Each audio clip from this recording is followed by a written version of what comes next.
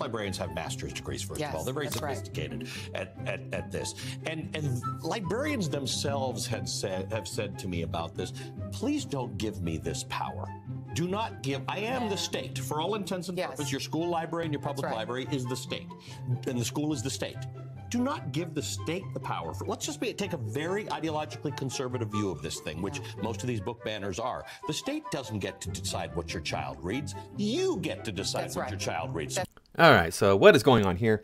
Well, if you don't know, this is Joy Reid. She is an MSNBC personality, a host of the Reidout, spelled R-E-I-D, because, you know, she's all about books. She knows all about them. If you're not aware, she recently did an interview with Moms of Liberty co-founder. It was more like a shouting match where they were talking over each other, and Joy Reid was trying to say, you don't have a point to make, shut up and listen to me, the whole time, where Moms for Liberty was saying, hey, you know, we shouldn't have pornographic books in public schools and children's libraries. That's ridiculous. Why would you have that? Why would you have that available to children? And Joy Reid was saying, "Oh no, it's good. It's good. It's going to save lives. It's there for the poor little kiddies who have been violated in this way. It's just horrifying that you would put this stuff in front of children. Why would you put this stuff in front of children? Unless, of course, you had some sort of indoctrination program that you were trying to push, because children should not be exposed to adult situations. If we can protect children from adult situations, why wouldn't we? I mean, we don't let children drink. We don't let children smoke, typically. Sometimes, hey, if you're a parent who wants to let your child do that, okay, but they don't do that in public. They're not allowed to even. It's illegal. So, but you know, what can I say? I mean, I'm just a reasonable individual, one of millions of voices here in the United States. Now, this video that we're going to watch here is actually the response that Joy Reid had to that. She gets a couple of her friends on her show, and they discuss how horrible the Moms for Liberty co-founder was. She's just so stupid and wrong, and she doesn't know what she's talking about. Oh, it doesn't make any sense what she's saying. It's so ridiculous. But let's go ahead and take a look at this video. It's a shorter video, and you'll, of course, get my response. If you do not want my responses, of course, the full video will be linked down in the comments. Please remember to like, comment, share, subscribe. Make sure that you're still subscribed. I want to thank everybody for stopping by, supporting my work. You can find me over on Rumble and on Twitter, BitChute. Now let's dive in here. Joining me now, Ali Velshi, MSNBC chief correspondent and host of Velshi Weekends at 10 a.m. on MSNBC, and Susan Del Percio, Republican strategist and MSNBC political analyst, and more importantly, both my friends. I'm going to start with you, Ali. I know you guys had a chance to listen to that conversation. I took notes. I've never taken a note on an interview in my life, but that was so much to keep up with there. What did you take? Well, I think there are a few things. One is that there was some talk about George M. Johnson, who wrote... I will note that Ms. Justice did not know his name. She knew all sorts of things about... She liked to say the word dildo and said that. Okay, well, let's start by seeing how many times she said dildo in the interview. Dildo, strap-on dildo, strap-on dildo, dildo. You're not... Well, there you go. Now, she didn't know the name of George M. Johnson. That's the big thing that they were saying here. She didn't know the name of George M. Johnson. Let's see. Is that there was some talk about George M. Johnson, who wrote... I will note that Ms. Justice did not know his name. She knew... She did not know his name. She called him George, I think, right? She said, I believe his name was George or something like that, yeah. The main character is the author. What's his name? George, I believe, is his first name. And so, is she supposed to memorize the names of all of the characters in all of these books? Because there are hundreds of them now. At least hundreds of them. Probably thousands of them now. About, oh, look, Johnny was touched inappropriately. Oh, look, little Sally was touched inappropriately. And we're supposed to bring this to the attention of children. And she's supposed to memorize all of these books. Probably some she doesn't even know about existing in the world. But she's supposed to go through and memorize the characters of all of them. And are you going to memorize the characters of all of them? And are you going to even remember George M. Johnson's name a year from now? 6 months from now? Probably not. All sorts of things about... She liked to say the word dildo and said that a lot. But the fact is, George M. Johnson, this is a book about George M. Johnson. Some of these books are autobiographical, some of them are not. Some of the key books that have been banned, Laurie Halse Anderson's Speak, Perks of Being a Wallflower, yes. Stephen Chbosky. My kids read them. They have similar themes in them. Some of them are sexual, some of them are not, but they are... They have similar themes somehow. Some of them are sexual and some of them are not, though. I'm like, what now? Do you people make any sense? They have similar themes, but some of them are sexual and some are not. Are they like superhero adventures and some of them get pornographic? What the hell, man? Experiential. They're real books. They're real books, as opposed to all those fake books that I've read over the years. I've just read fake books, apparently. These people have read real books. Only real books have inappropriate sexual content for, you know, little kids in them. Yeah, that's how this works. These people are crazy. And kids see themselves in these books, number one, and that does... I hope they do not see themselves in these books. And this is something that the Moms for Liberty co-founder brought up. If a child sees themselves in this book, that means they have been violated. Let's hope that if there's a child who has experienced that, they are getting proper medical care that they need to live a happy and healthy life, as happy and healthy of a life as they can lead after something horrible like that happens to them. These people are so freaking disgusting. They want these books out there. Part of the reason why is because they're hoping this happens to children.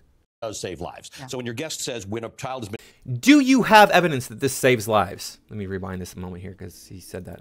Kids see themselves in these books, number one, and that does save lives. Yeah. So when your guest says when a child has been raped, we should do a lot better than a book, sometimes the book is the lifesaver, number one. Number two, how about all those kids who haven't been raped? How about those of us who don't grow up with these experiences? Why do you want to teach them that this exists, that adults are out to hurt them? Why would you want to teach that to children? You don't want to go around like a 3-year-old kid and be like, hey, don't get in cars with strangers. They're going to hurt you if you do. Holy crap. They're teaching us that the adults are out to hurt the children? That's insanity. You want to do it in a much more gentle, subtler way. Don't do that. You don't know this person. This is inappropriate behavior to be with a person that you don't know who's an adult. People that you do know, you can spend time with, but not the people you don't know, okay? In black households, in poor households, in Hispanic households, in gay relationships. These are the way in which we tell people's stories, right? You learn other people's stories. We started the book club because of 1619 Project, because people just objected to this idea that this new date that had been introduced by Nicole Hannah-Jones somehow obscured or blanked out what they thought their history was. Yeah. To most thinking humans, it's just another data point. So this... No, to most thinking humans, it is saying that this country was founded as a country in 1619 when the first black slave was brought onto the continental United States, which is not true, okay? You can say, hey, look, the first black slave came to the United States in 1619. But it wasn't the United States then, right? It wasn't the United States until 1776. But these people are delusional. This idea that these books are just pushed back because people don't want this idea of learning other people's stories to be out there. It's disingenuous to call it all about sex. Kids know all about sex. Kids have always known. What? What? Kids know all about sex and they've always known about... What the hell is this wrong with this person? Holy crap. Like, every one of my girlfriends, I think, every single one of them, so I would talk to them about sex and sex ed because we're doing this thing. I want to know what their experience has been. And they would say when they got into sex ed in like 6th grade or whatever, they're like watching the little film strips or videos or whatever and going, oh, there's a hole down there? They didn't even know. They didn't even know they had a hole between their legs. Yet somehow children know all about sex. And let me tell you, as somebody who did learn about sex at an early age, I was 7 years old when I was introduced to the idea. And if you ask me, that is way too young and I should not have been introduced to that subject matter at that age. I had so many misconceptions about it. So many, like, just very wrong interpretation of the data I was given, okay? So, children do not know about sex. Children should not know about sex. These people are trying to touch your children inappropriately. This is the path that they are on. They're like, oh yeah, maps are great. The maps are the wonderful people, don't you know? What other explanation can you have for this attitude towards the subject matter? I don't understand it. All about sex. In fact, if there's anything to do, it's do a better job ensuring that kids get proper sex education. That's because right. the correlation is direct. If kids get proper sex education, they have safer sex lives. They don't get pregnant as early. Yeah. Things like that happen. So does proper sex education exist in these books? Or are they stories about horrific events? I'm sure there's a mix. I'm sure some of them do give information about how you should properly do things. But why do children need to know this? Why do children under the age of 12, 11, 13 need to know this? Most children aren't hitting puberty until they're, like 12. What about you out there, dear viewer? How old were you? You might have happened earlier, but for most people, it doesn't happen until they're preteen or teen, okay? So why is it that we would give these books to little children who don't even know what this subject is about? Oh, man. I think this was, I'm grateful you had the conversation, but the folks who are banning books are misguided. And the thing about... But the thing about it is, Joy, we're not banning books. Nobody's saying, hey, these books need to be removed from the world. They're saying they should not be in libraries. They should not be, especially in grade school libraries. That's it. That's what we're saying. Don't make these books available to children at large. If the parents want to get this book for their child, they can do that. It is, I never got an answer to what I think is the fundamental question, right? Is if she agreed with me, Ms. Justice did agree with me that Black parents and LGBTQ parents and parents of LGBTQ kids and Asian American parents all have parental rights. But she didn't answer why 13 people get to make the decision about what those parents' kids can watch. Because they're not just making decisions about their own. I handed her the opt-out form. They could easily fight to say, I don't want my kids taking books out of the library. But you... Okay, well, let me explain that to you, Miss Reid. Or is it Mrs. Reid? I don't know what she is. Whatever, idiot. Are the parents going to be able to go to the library and look through every single book in their child's library? That's an unrealistic expectation. That's not going to happen. You know what? There should not be an opt-out form because these things should not be available to children. We do this with movies. You can't see this movie because it's rated R. You need to come with an adult guardian if you're a child. You can't even see a rated R movie if you're 16. 16 years old. They can't see a rated R movie. But we want to give 6-year-olds the ability to look at horrific acts of sexual violation in their library at school or in the public library down the street. Wow. Wow, these people are insane. You let your kids take out what they want. And that I thought was so powerful, Joy, because it is about, if you don't want your children being able to take out those books, okay. Yeah. Okay. But you don't have a right to tell everybody else what they can and cannot read. And that... I do when it comes to movies, apparently. I mean, like I just said, children can't go to rated R movies, but children should have access to these books, these rated R books. That's really what was so shocking to me, is how she really wouldn't even address that issue, because what's a library for if not to learn? Yeah. Whether it's to learn about something maybe an individual's going through or what others have gone through. Right. That's to develop empathy. To develop empathy, right. to learn. And the thing about it is that so sort of... I need to develop empathy for something that's never happened to me. I think I do a pretty good job of empathizing with people who've been through this. I did a lot of work on myself. I had to do a lot of self-help, a lot of group therapy, all these different things that I did. And there would be people in these groups who would experience this sort of thing. And I was very empathetic towards them. And I've never had this experience. And I don't ever want to have this experience. Of course, I'm an adult now, so it would be a different experience if it were to happen. It wouldn't be a parent doing it to me. And I already know what this thing is. I wouldn't be introduced to it all at once going, okay, well, this is how I'm going to touch you now. And the kid's like, what the hell is going on? I don't even know I have a hole there. And all of a sudden there's something in it. So that's a much more traumatic situation than what I would go through if it were to if something like this were to happen to me. But I can still empathize. This has to be a life-shattering experience for a lot of people. There are people who do die, who do end themselves because this has happened to them, right? We know that that's happened. We've seen these stories throughout our lives. You can watch them on the Hallmark Channel sometimes even, or whatever channel out there shows these terrible shows. There was even a movie. It was like in 1995, 96 maybe. It was a movie about 4 boys who went into a juvenile detention center and they were brutalized there. And then 2 of them turned out okay, but 2 of them turned out not okay. This thing is we've been taught our whole lives, this is bad, don't do this. She was saying, well, buy the book. Well, first of all, that's imposing a tax on people who don't have the income. A lot of parents cannot afford to buy. Yeah, but you're the ones who want to have all these taxes anyway, have these high taxes to provide these services for the public. So maybe you buy a book buying service as part of the taxes. But maybe these parents, these low-income parents can get together and go, hey, we're going to buy a book so we can share it with our kids. And then we'll all pitch in $1. The book costs $15, just 15 of us. Then we can share the book with our kids.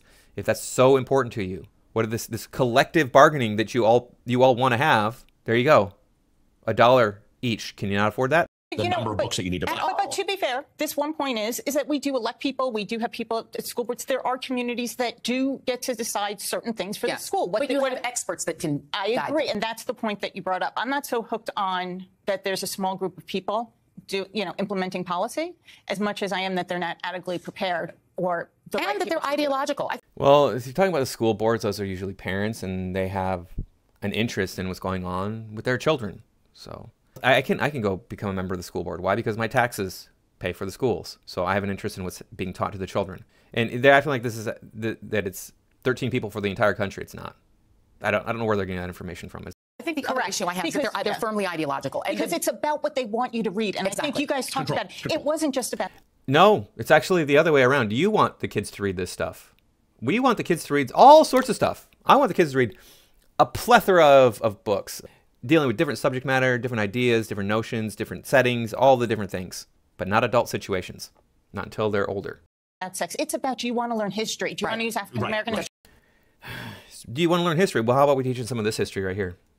This is from The Guardian. The Russian soldiers raped every German female from 8 to 80. This was an acclaimed book about the fall of Berlin on a massive war crime committed by the victorious Red Army. This is real stuff that happened. They would group up on the women and do this. Horrifying. Horrifying. I was not taught this in school, and I should not have been. At least not until I was like junior year in high school. This is real history, not somebody's story. This is something that really did happen. We don't know somebody's story, if it's true or not, if it's embellished. There are people who believe all sorts of stuff that happened when they were children that didn't actually happen. Our memories are very fallible as humans. Ridiculous. Do you want to learn about the Holocaust? They don't want certain things in their kids' lives. They and don't in any want kid's lives. But they don't want it to enter. Yeah. And the point is... Yeah, we don't want children to deal with these extreme situations. What the hell's wrong with you? And I was like, really? You're going to die someday. It's like, what? Like, you're going to die, Benji. And he's like, no, I'm not. I said, yes, you are. He goes, how do you know? I said, because everybody dies, Benji. You're going to die.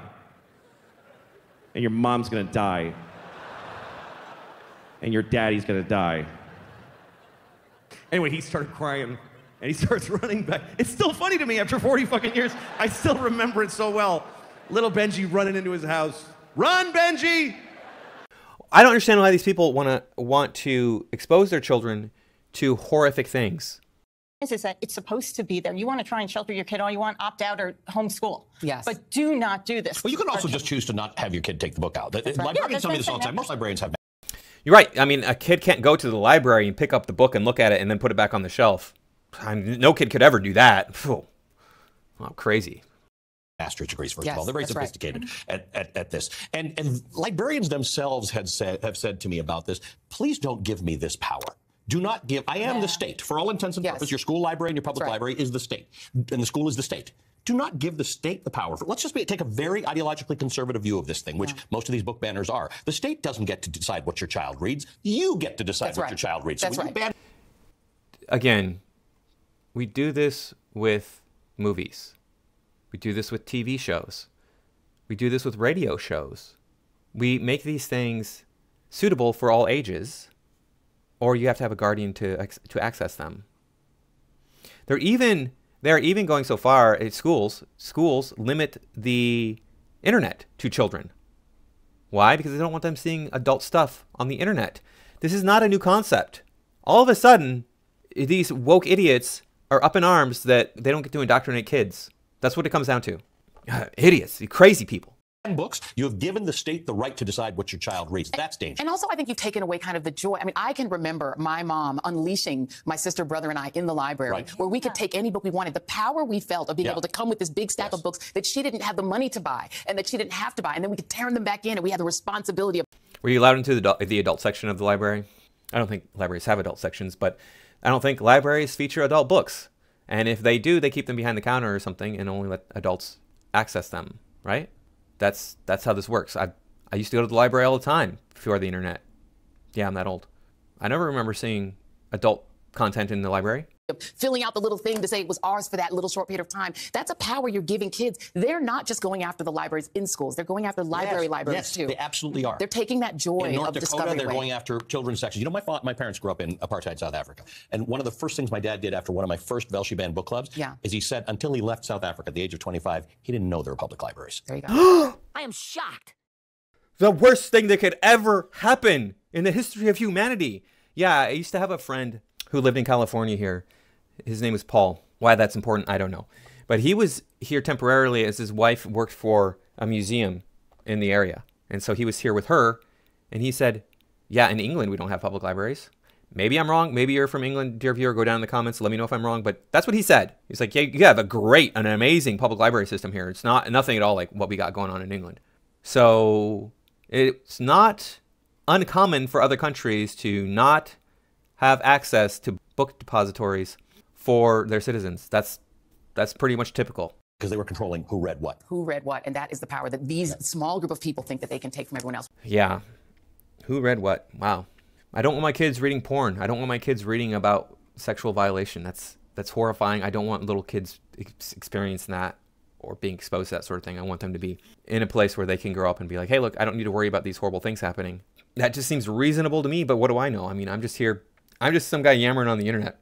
Not yammering as much as these idiots are, but I'm yammering on the internet and letting you guys know that, hey, the woke people out there, they're not going to give up. They're not going to give up easily. They're going to keep on fighting. They're coming for your kids. They've been coming for your kids forever. If you are putting your kids in public school, it's time to pull them out, homeschool them. Again, thanks for watching. That's all I got for this time. Here's your palate cleanser.